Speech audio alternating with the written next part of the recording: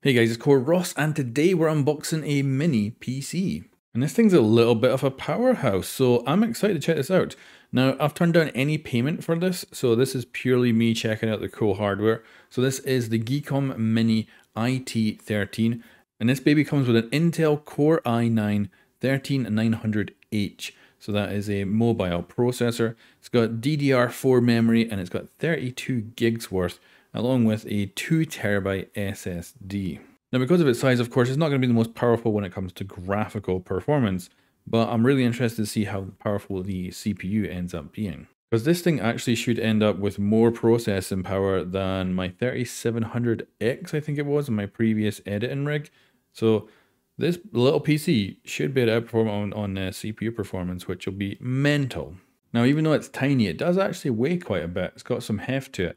So the CPU on this thing's got 14 cores, 6 of them are performance cores, so of course 12 threads there, and then it's got 8 efficiency cores.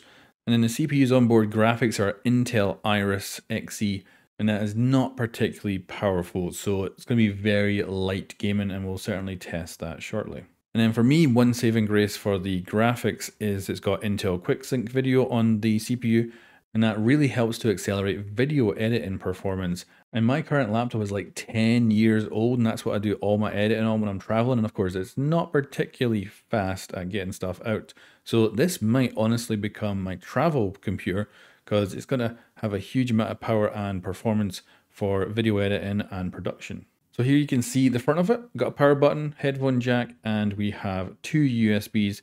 One's a high power one and one's a low power one, and both USB 3. Then we got a lock on the side if you want to lock on, and so people just can't run away with this teeny little thing. And then we have power in, HDMI, and above that USB Type 4, which is kind of Thunderbolt. And we have a Ethernet. Then we have 2 USB Type A's, USB 3 and USB 2. Then another Thunderbolt and another HDMI. And then to my surprise, there's actually a media card reader on this side as well. So very nice, a lot of I/O for a very small package. And then you can see the underside here, we've actually got 4 screws that come off to take the whole base plate off. And then there's 4 covered bits, and that's actually for a full-size SSD, so the older school SSDs can go in there. But let's take a look at everything comes. So the power supply is pretty hefty. This is a large power supply for this PC. And you can easily, I'd say it takes up at least half the space of the actual PC itself.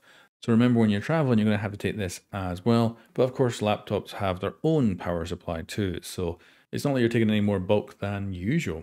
And of course, if you're going to use this as a discrete desktop PC, then of course the power supply doesn't really matter at all. You can hide that away very easily. And what else comes in the box with it is a Visa mount, so you can actually mount it behind a monitor, and you also get an HDMI cable. Now at this point, I've already done my full suite of testing, but in the video, I want to show off the interior of this thing first. So let's open it up. And the reason for this is I purely love tech. I have built my own PCs for more than a decade now, and I absolutely love checking out any kind of hardware, whether it be keyboards, mouse, controllers, Xboxes, full-on PCs. I absolutely freaking love it. And it's the best part of this job that I have, so I have always been diligent in adding to my unboxing playlist. But anyway, the base plate comes off with 4 screws that are held onto the actual base plate, so I don't think you can actually lose them at all. And you just have to unscrew them till they all become loose, and then the whole thing just lifts off. And then you have to watch, there is a ribbon cable in there that I'll explain later. But yeah, inside we've got 2 SODIMM memory modules from laptops. So that is your 32 gigs of RAM.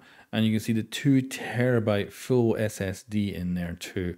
And then that ribbon cable actually goes out to another point, which I already talked about, how it's got 4 potential screw points on the actual top of the case. That's for an SSD that you can fit in here, so a full-size SSD. And yeah, you've actually got a half decent amount of options for upgrading the RAM, or of course upgrading the storage. So yeah, really quite nice. For such a freaking small package, I wasn't expecting quite so much customization, and of course the ability to actually easily get into it. Now what I'm not going to do is go further. So obviously the cooling solution is below all this, and I would say it's a little bit quieter than a laptop when it comes to cooling under load.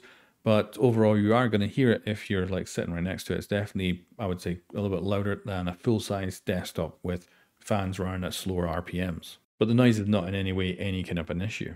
And I guess now we'll move into testing and we'll start with gaming. So gaming on this thing is not particularly good. It is definitely on the far weaker side of kind of processing power for games. This is Rainbow Six Siege, of course. It is 9 years old. It is an esports title, and you're going to see what I had to do for the settings to get this to run at 60 FPS.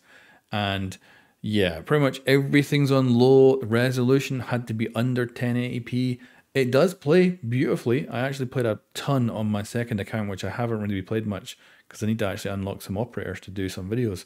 And yeah, just jumped in, played away, and it was an extremely smooth experience with the textures on maximum as well. It did actually look pretty good, and I had no issues whatsoever. And whenever you see me doing the Mythbuster series, where I'm the main character doing the recording, and then I have a second character I run around to do tests with, that character is usually playing the game at like 30 FPS, if that sometimes.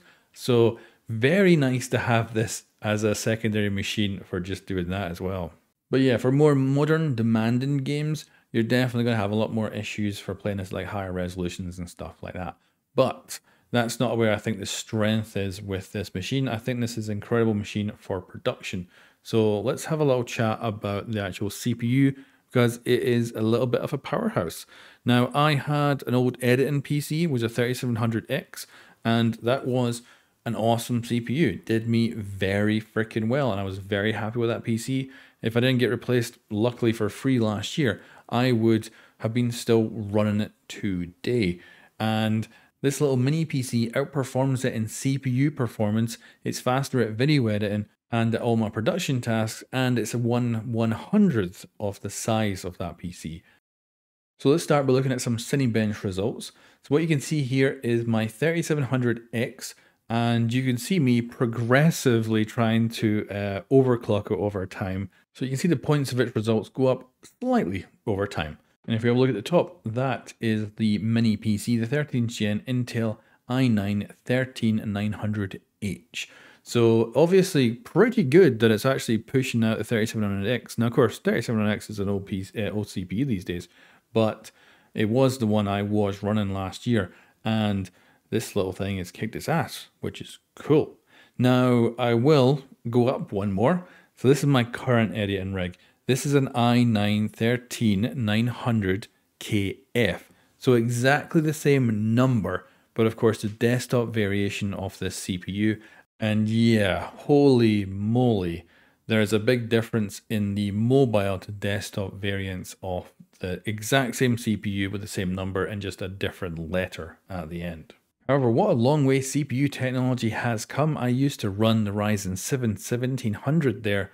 And then if we're talking just mobile CPUs, then one of those i7s down there is actually from my laptop that I'm still currently using whenever I'm traveling. So that means if I take this mini PC to a hotel for travel and try to do video editing, it should be about 10 times faster than what it was on my little laptop, if not faster.